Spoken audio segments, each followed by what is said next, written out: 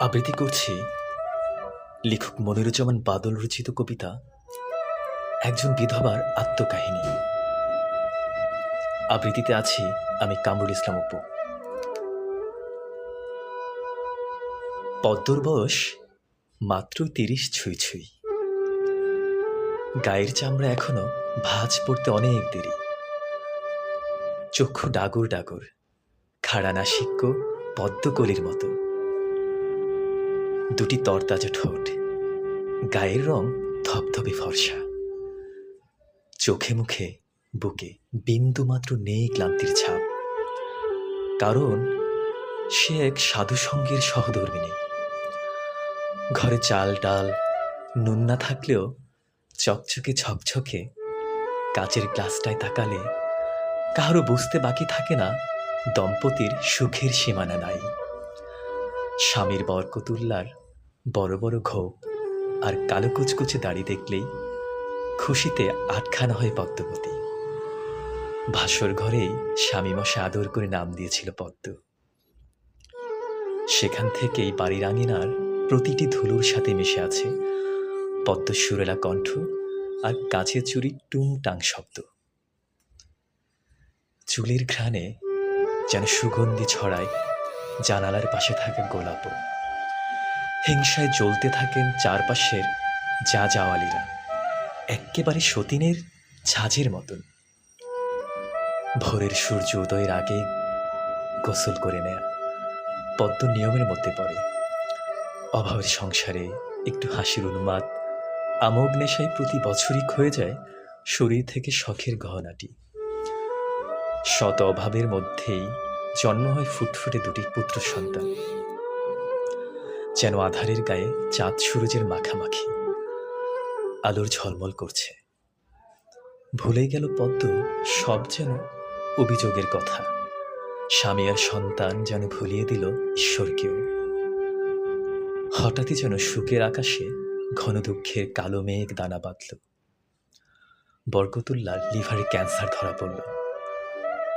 দিশেহারা পদ্ম, চোখে নেমে এলো আমাবস্যার ঘোর অন্ধকার।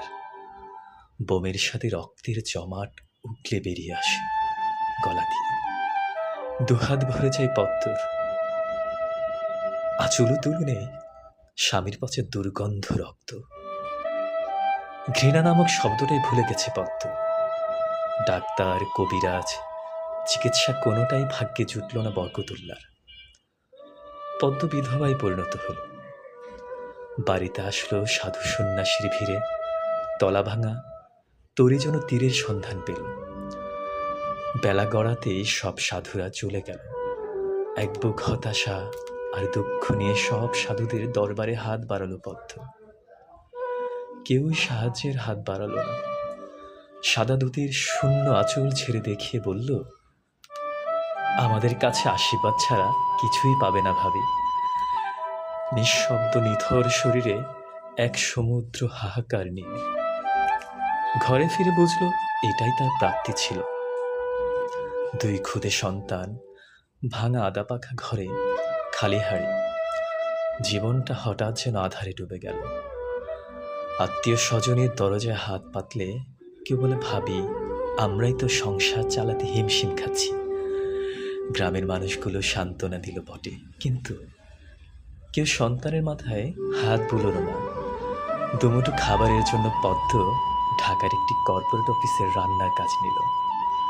সেখানে সাক্ষাৎ হয় বোরহান উদ্দিনের সাথে। বোরহান উদ্দিনের বয়স ২৮ কিংবা ২৯ হবে। লম্বা শরীরে লিকলিকে হাত পা, মাথা ভর্তি ঝাঁকড়া চুল। চোখে না পাওয়ার ভীষণ তৃষ্ণার ধুকছে বোরহান উদ্দিন। পদ্ম বুঝতে পারল সেও তারই মতো গুলি খাওয়া নিয়তির হাতে পরাজিত সৈনিক।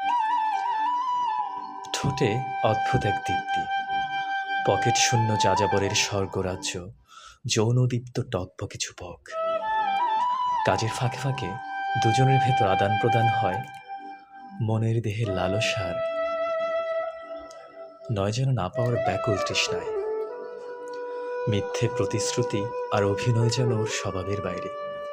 সূর্য ডুবে গেলেই হোয়াটসঅ্যাপ নাম্বারে জমে ওঠে দুজনের খুনসুটি গল্প। শাখের করাতের পরে রক্তাক্ত হতে থাকে পদ্ম বোরহান।